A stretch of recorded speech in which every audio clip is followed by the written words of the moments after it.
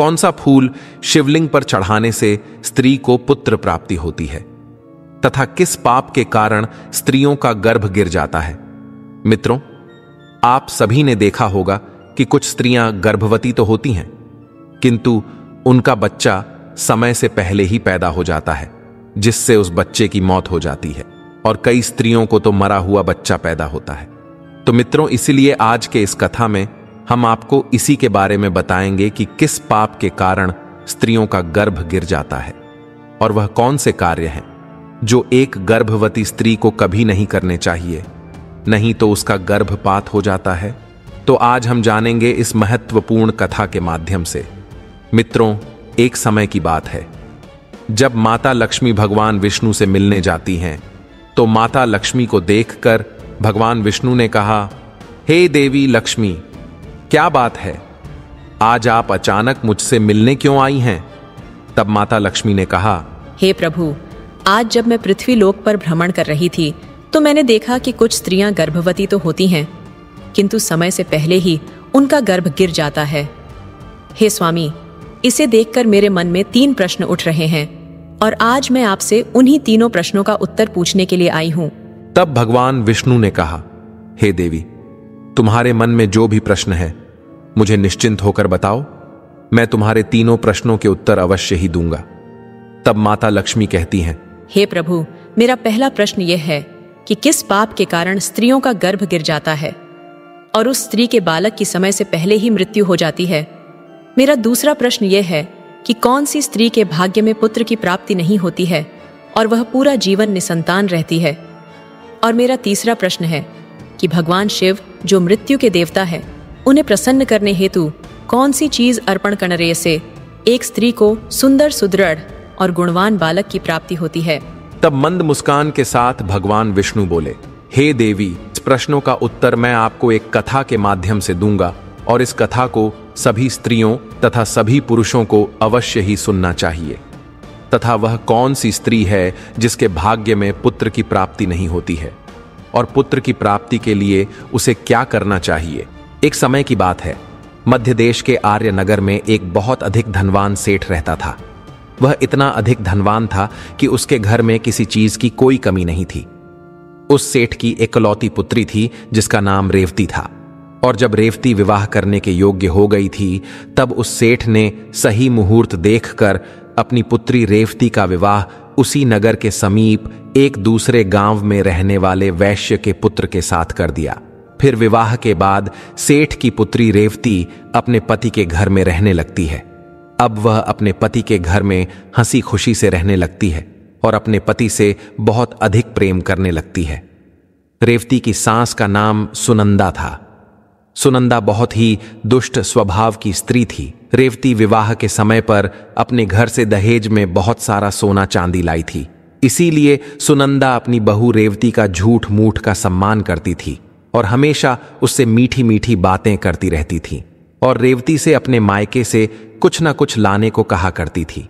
रेवती अपनी सास की बात मानकर और अपने पिता से कहकर वह सोना, चांदी, घोड़े, गाय, बैल, अनाज आदि चीजें मंगवाया करती थी और उसके पिता भी कभी मना नहीं करते थे और सभी सामान दे देते थे, जिसके कारण रेवती की सास उससे बहुत खुश रहती थी। फिर इस तरह रेवती की सास का लालच दिन प्रतिदिन बढ़ता जा रहा था और रेवती के मायके का सब कुछ हड़पना चाहती थी, क्योंकि उस सेठ का कोई पुत्र नहीं था। इसीलिए वह सोचती थी कि अब यह सारा कुछ रेवती का ही तो है। फिर इस तरह काफी दिन तक चलता रहा और उसकी सास उसे अपनी बातों में बहला फुसलाकर उसके मायके से सभी प्रकार का सामान मांगने लगी। लेकिन भोली भाली रेवती इस बात से अनजान थी कि उसकी सास उसके पिता का सब कुछ हड़पना चाहती है और रेवती का पति संजय भी अपने मां की ही बात मानता था।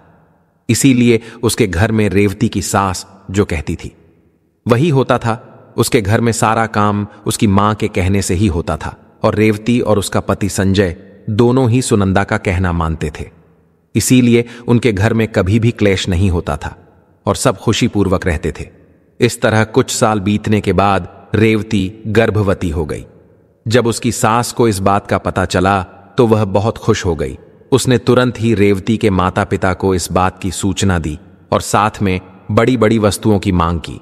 जब रेवती के पिता ने इस बात को सुना तो वह भी बहुत अधिक प्रसन्न हुए और फिर अगले ही दिन वह भी कई सारी प्रकार की मिठाइयां तथा सोने के कंगन और सोने की माला लेकर रेवती के ससुराल में पहुंच गए। अब रेवती अपने पिता को देखकर बहुत खुश हुई। फिर कुछ समय रेवती के ससुराल में रुककर उसके पिता अपने घर लौट आए। फिर काफी दिनों तक रेवती का गर्भ बढ़ता गया और रेवती की सास उसका बहुत अच्छी तरह से ख्याल रखने लगी तथा उसे समय समय पर फल फूल खिलाती रहती थी और घर का सारा काम खुद करती थी। रेवती को कोई भी काम नहीं करने देती थी, इसीलिए रेवती पूरा दिन घर पर आराम करती थी। फिर इस तरह कुछ दिन और बीत गए। फिर एक दिन अचानक ही रेवती को रात के समय में असहाय पीड़ा होने लगी और उसे अपने भीतर कुछ अजीब सी हलचल महसूस होने लगी, मानो जैसे कि उसके बच्चे को पीड़ा सता रही हो। और थोड़ी ही देर के पश्चात उसका शरीर अचानक से ठंडा पड़ गया। अब उसे आभास हुआ कि उसका गर्भ गिर गया है तथा उसके कपड़ों से अचानक रक्तस्राव होने लगा। अब वह जान गई कि उसका गर्भपात हो चुका है। फिर उसने इस बात को अपनी सास को बताया तो रेवती की सास बहुत क्रोधित हो गई और फिर रेवती को ताना मारते हुए कहने लगी, अरे पापन स्त्री, तूने अपने जीवन में ऐसा कौन सा पाप किया है जिसके कारण जन्म लेने से पहले ही तुम्हारा बच्चा मर गया? पता नहीं क्यों मेरे पुत्र ने तुझ जैसी पापन स्त्री से विवाह कर लिया था। मेरे बेटे का तो जीवन ही नष्ट हो गया। अब अचानक ऐसी अपनी सास की बदली हुई। ये बातें सुनकर रेवती बहुत दुखी होकर कहने लगी, सासू मां, इसमें मेरा क्या दोष है? मैंने अपने जीवन में कोई पाप नहीं किया है, फिर भी पता नहीं क्यों मेरे साथ ऐसा हो रहा है। तब उसकी सास कहने लगी, अरे दुष्ट स्त्री, तूने जरूर अपने जीवन में घोर पाप किया है, इसी कारण तेरा गर्भ गिर गया है। मित्रों, फिर कथा को आगे बताते हुए भगवान विष्णु माता लक्ष्मी से कहते हैं, हे देवी, अब कथा को बहुत ध्यान से सुनना, क्योंकि यहीं से आपको पता चलेगा कि किस पाप के कारण स्त्री का गर्भ गिर जाता है। तो माता लक्ष्मी ने कहा, ठीक है प्रभु, मैं ध्यान से सुन रही हूं। आगे श्री हरि बोले, फिर उसी के बाद से रेवती की सास उसे हमेशा ताने मारने लगी और घर का सारा काम भी उसी से कराती थी और खुद कोई भी काम नहीं करती थी। रेवती की सास उससे इतना काम कराती थी कि रेवती को अब सही से खाना खाने का भी समय नहीं मिलता था और जब सब लोग भोजन कर लेते थे उसके बाद ही वह भोजन करती थी। वो अपनी सास के सामने आने से भी डरने लगी। फिर इस तरह कुछ महीने और बीत जाने के बाद रेवती दोबारा से गर्भवती हो गई, जिससे उसका पति बहुत प्रसन्न हुआ, लेकिन उसकी सास अब भी तक उससे गुस्सा थी। और जब रेवती ने अपनी सास को यह बात बताई तो वो रेवती से कहने लगी कि एक बच्चे को तो खा गई हो, पता नहीं अब इस बच्चे को जीवित रखोगी या इसे भी उसी की तरह खा जाओगी। मुझे तुझ पर जरा सा भी भरोसा नहीं है, क्योंकि मुझे तो लगता है कि तूने अपने जीवन में जरूर कोई महापाप किया है, इसीलिए तेरा पहले वाला गर्भ गिर गया था। अपनी सास की यह बात सुनकर रेवती कुछ नहीं बोली और चुपचाप खड़ी रही। फिर धीरे धीरे रेवती का गर्भ बढ़ता गया और गर्भवती होते हुए भी वह घर का सारा काम करती थी, लेकिन फिर भी उसकी सास को उस पर जरा सी भी दया नहीं आती थी। फिर इस तरह करते करते अब रेवती के गर्भ को 9 महीने पूरे हो गए। अब बच्चे के जन्म होने का समय बिल्कुल नजदीक आ गया था और फिर समय के अनुसार रेवती ने एक बालक को जन्म दिया, किंतु वह बच्चा कुछ बोल नहीं रहा था और ना ही रो रहा था। फिर जब रेवती ने देखा तो उसका बच्चा मरा हुआ था। अपने मरे हुए बच्चे को देखकर वह बहुत जोर जोर से रोने लगी। फिर जब रेवती की सास को इस बात का पता चला तो वह बहुत गुस्सा हुई और रेवती से कहने लगी, तू एक पापन स्त्री है, तभी तेरा यह दूसरा बच्चा भी मर गया है। मुझे तो पहले से ही शक था कि तूने अपने जीवन में जरूर कोई घोर पाप किया है, इसीलिए तेरे साथ ऐसा होता है और इसीलिए तेरा यह पुत्र भी मर गया है। अगर तू मेरे घर में ज्यादा दिनों तक रहेगी तो तू मेरे भी घर का सर्वनाश कर देगी, इसीलिए अब तुझे इस घर में रहने की कोई जरूरत नहीं है। तब रोते हुए रेवती कहने लगी, सासू मां, अब मैं कहाँ जाऊं? मेरे लिए तो मेरे पति ही सब कुछ है। मैं उन्हें छोड़कर कहीं नहीं जा सकती हूँ। मैं अपने पति से बहुत प्रेम करती हूँ, इसीलिए आप मुझे इस घर से मत निकालिए। मैं घर का सारा काम करूंगी और इसी घर के किसी कोने में पड़ी रहूंगी। आप जो भी काम कहेंगी मैं वह सब कुछ करूंगी। बस आप मुझे घर से मत निकालिए, क्योंकि मैं अपने पति के बिना एक पल भी नहीं रह सकती हूँ। तब उसकी सास बोली, अरे पापन स्त्री, अगर तू अपने पति के बिना नहीं रह सकती तो कहीं पर जाकर मर जा, लेकिन अब तुझे मैं इस घर में एक क्षण भी नहीं रहने दूंगी। इतना कहकर रेवती की सांस रेवती को धक्के मारकर घर से बाहर कर देती है। फिर रेवती घर के बाहर काफी समय तक रोती हुई बैठी रहती है, लेकिन उसकी सांस ने घर का दरवाजा नहीं खोला। फिर वह घर के बाहर बैठकर अपने मन में सोचने लगी, अब मुझे यहां से अपने मायके ही जाना पड़ेगा। फिर इतना सोचकर वह अपने मायके के लिए चल देती है। तभी रास्ते में एक जंगल पड़ता है। जब वह जंगल में रास्ते से अपने मायके जा ही रही थी कि तभी अचानक जोरों की बारिश होने लगती है। बारिश से बचने के लिए तब वह एक पेड़ के नीचे बैठ जाती है। तभी वहां से एक साधु महाराज जा रहे थे, तो उन्होंने रेवती को पेड़ के नीचे बैठा देखकर उससे पूछा, तुम कौन हो और यहां इस जंगल में अकेली क्या कर रही हो? तब रेवती ने साधु महाराज से कहा, हे साधु महाराज, मैं एक बहुत धनवान सेठ की पुत्री हूँ और मेरा विवाह एक वैश्य से हुआ है और मुझे अभी तक पुत्र की प्राप्ति नहीं हुई है। मैं एक बार गर्भवती हुई थी तो मेरा गर्भ गिर गया था, और जब मैं दोबारा गर्भवती हुई तो मेरा बच्चा पैदा होते ही मर गया था। इसीलिए मेरी सास ने मुझे घर से निकाल दिया है। इसीलिए मैं अब इस जंगल में इधर उधर भटक रही हूँ। हे मुनिवर, कृपया करके आप ही कुछ उपाय बताइए जिससे मुझे पुत्र की प्राप्ति हो जाए। तब साधु महाराज ने कहा, बेटी, तुम चिंता मत करो, मैं तुम्हें पुत्र प्राप्ति का उपाय बताता हूं, जिसे यदि तुमने पूरी निष्ठा से किया तो तुम्हें पुत्र की प्राप्ति अवश्य ही होगी। इसके लिए मैं तुम्हें कुछ नियम बताता हूं, तुम इसे ध्यान से सुनो। किसी भी स्त्री को मासिक धर्म के दौरान पति के साथ संबंध नहीं बनाना चाहिए और पति को स्पर्श भी नहीं करना चाहिए। इससे संतान गर्भ में ही गिर जाती है। गर्भ धारण की हुई स्त्री को भगवान की पूजा अर्चना करते रहना चाहिए तथा उसके मुख पर सदैव ही प्रसन्नता होनी चाहिए। साथ ही गर्भवती स्त्री को कभी भी दुखी और निराश नहीं रहना चाहिए, क्योंकि दुखी रहने पर संतान पर बुरा प्रभाव पड़ता है। गर्भवती स्त्री को कभी दूसरों के घर का भोजन नहीं करना चाहिए तथा जितना हो सके अपने ही घर में रहना चाहिए। एक गर्भवती स्त्री को कभी भी डरावनी चीजें नहीं देखनी चाहिए, क्योंकि इससे संतान पर बुरा प्रभाव पड़ता है। और गर्भवती स्त्री को अच्छा सात्विक भोजन ही करना चाहिए, जिससे संतान तम गुणवान होता है। जो भी स्त्री इन नियमों का पालन करती है वह उत्तम पुत्र को प्राप्त करती है, और जो स्त्रियां इन नियमों का पालन नहीं करती हैं उनका गर्भ गिर जाता है। फिर साधु महाराज ने कहा, हे पुत्री, अब मैं तुम्हें पुत्र प्राप्ति का उपाय बताता हूं, इसे ध्यान से सुनना तो तुम्हें पुत्र की प्राप्ति होगी। तब रेवती ने नम्र स्वर में कहा, जी महाराज। तब साधु महाराज ने कहा, किसी भी स्त्री को पुत्र प्राप्ति के लिए मासिक धर्म के प्रथम 4 दिनों में पति पत्नी को मिलन नहीं करना चाहिए, क्योंकि ऐसा करने से दुराचारी पुत्र होता है, और 5वीं रात्रि में मिलन करने से पुत्री की प्राप्ति होती है तथा 6ठी रात्रि में मिलन करने से पुत्र रत्न की प्राप्ति होती है।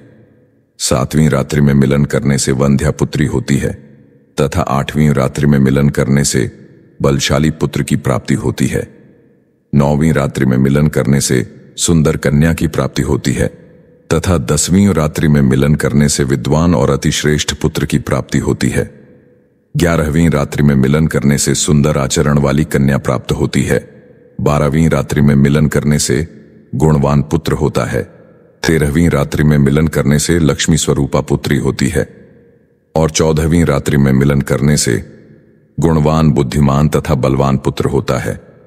इसीलिए यदि तुम इन नियमों का पालन करो तो तुम्हें उत्तम पुत्र की प्राप्ति होगी। और हां बेटी, मैं तुम्हें और एक महत्वपूर्ण बात बताने जा रहा हूं। हे बेटी, लिंग पुराण व शिव पुराण में भगवान शंकर और माता पार्वती के संवाद में संतान संबंधी कुछ रहस्य प्रकट होते हैं।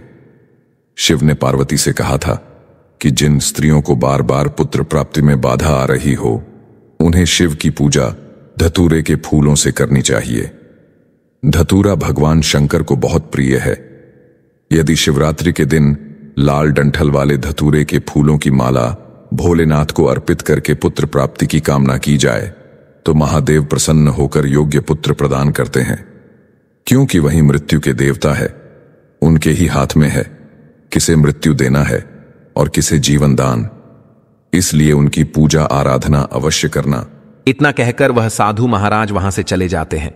फिर रेवती अपने मन में सोचने लगती है कि यदि मैंने साधु महाराज के बताए गए उपायों के अनुसार कार्य किया तो मुझे भी पुत्र की प्राप्ति हो जाएगी और मेरी सास मुझसे घर का काम भी नहीं कराएंगी और घर में सभी लोग मेरा बहुत अधिक सम्मान भी करेंगे। उस वन में बैठकर रेवती इतना सोच ही रही थी कि तभी उसका पति उसे ढूंढते हुए वहां पहुंच जाता है और रेवती से कहता है, तुम यहां इस जंगल में क्यों आई हो? मैं तुम्हें लेने आया हूं, चलो घर चलो। फिर रेवती ने अपने पति को उस साधु महाराज वाली सारी बात बताई और कहा, नहीं, अब मैं घर नहीं जाऊंगी। जब तक मुझे पुत्र की प्राप्ति नहीं हो जाती तब तक हम इसी वन में अपना जीवन व्यतीत करेंगे। रेवती की यह बात सुनकर उसका पति भी उसी के साथ जंगल में ही कुटिया बनाकर रहने लगता है। फिर मासिक धर्म की 14वीं रात्रि में रेवती ने अपने पति के साथ मिलन किया, जिससे वह गर्भवती हो गई और गर्भवती होते हुए भी वह जंगल में रहती थी। उसका पति जंगल से लकड़ी लाता था, जिससे दोनों भोजन बनाकर खाते थे। फिर इस तरह करते करते 9 महीने बीत गए और अब रेवती नित्य रूप से पूजा पाठ करती थी, भगवान की सेवा करती थी और शिवजी को प्रसन्न करने हेतु शिवलिंग पर धतूरे के फूल अर्पण करती थी। अब समयानुसार रेवती के गर्भ के दिन पूर्ण हो गए। फिर एक दिन रेवती को अत्यंत उत्तम पुत्र की प्राप्ति हुई और पुत्र की प्राप्ति से रेवती और रेवती का पति दोनों ही बहुत खुश हुए। फिर रेवती का पति उससे कहने लगा, चलो अब हम दोनों घर चलते हैं, क्योंकि मां ने तुम्हें पुत्र प्राप्ति का ताना देकर ही घर से निकाला था, किंतु अब तो तुम्हें पुत्र की प्राप्ति हो गई है, अब तो वह भी खुश हो जाएंगी। तब रेवती ने कहा, ठीक है, चलो घर चलते हैं। फिर दोनों घर जाते हैं। तब उसकी सास ने देखा कि रेवती को तो पुत्र हुआ है।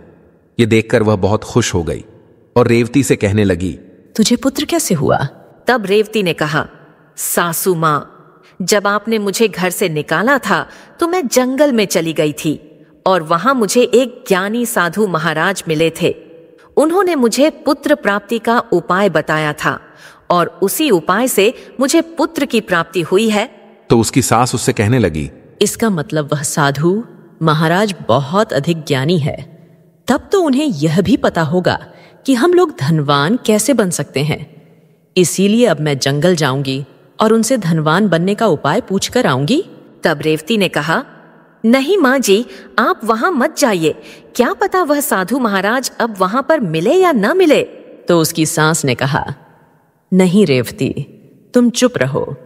ऐसे साधु तिलस्मी होते हैं जो गुप्त धन के बारे में भी जानते हैं। मैं तो जाऊंगी और उनसे धनवान बनने का उपाय पूछ कर आऊंगी। इतना कहकर उसकी सांस उसी जंगल में पहुंच जाती है। तभी उसे एक शेर दिखाई देता है, तो वह शेर को देखकर डर जाती है। तभी शेर उसे खाने के लिए आगे बढ़ता है। जैसे ही शेर उसे खाने के लिए आगे बढ़ा तो रेवती की सांस ने उससे कहा, हे सिंहराज, तुम मुझे क्यों खाना चाहते हो? तुम्हें मुझे खाकर क्या मिलेगा? तब शेर बोला, हे पापन स्त्री, तू बहुत दुष्ट स्वभाव की है, इसीलिए मैं तुझे खा जाऊंगा। इतना कहकर शेर मारकर उसे खा जाता है। तभी उसकी मौत हो जाती है और यम के 2 दूत वहां आ जाते हैं और उसे यमलोक ले जाकर यमराज जी के सामने खड़ा कर देते हैं।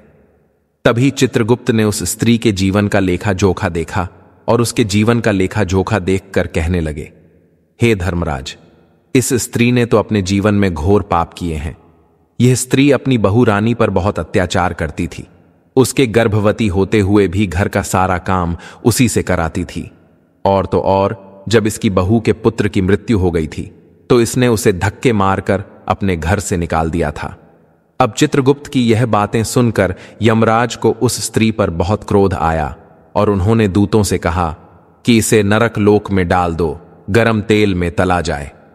मित्रों, फिर कथा को आगे बताते हुए भगवान विष्णु माता लक्ष्मी से कहते हैं, हे देवी, इस प्रकार उसकी सांस को उसके किए की सजा मिल गई और रेवती ने गर्भ धारण के नियमों का पालन किया, जिससे उसे उत्तम संतान की प्राप्ति हुई। इसी तरह कोई भी स्त्री यदि उस साधु द्वारा बताई गई बातों के अनुसार कार्य करेगी तो उसे भी पुत्र की प्राप्ति अवश्य होगी। तब माता लक्ष्मी ने कहा, हे प्रभु, वह कौन सी स्त्रियां हैं जिनके भाग्य में पुत्र की प्राप्ति नहीं होती है, और वह अपने जीवन में ऐसा कौन सा पाप करती हैं जिसके कारण उन्हें पुत्र की प्राप्ति नहीं होती है, और पुत्र प्राप्ति के लिए उन स्त्रियों को क्या करना चाहिए? तो भगवान विष्णु ने कहा, यह वह स्त्रियां हैं जो अपने पति से हमेशा लड़ाई झगड़ा करती रहती हैं और घर में सारा काम अपनी ही मनमानी से करती हैं तथा अपने पति का आदर सम्मान नहीं करती हैं, तो ऐसी स्त्रियों के भाग्य में कभी भी पुत्र की प्राप्ति नहीं होती है। और ऐसी स्त्रियों को पुत्र प्राप्ति के लिए अपने पति का आदर सम्मान करना चाहिए तथा उनका कहना मानना चाहिए और घर में लड़ाई झगड़ा नहीं करना चाहिए, तो ऐसी स्त्रियों को भी पुत्र की प्राप्ति होगी।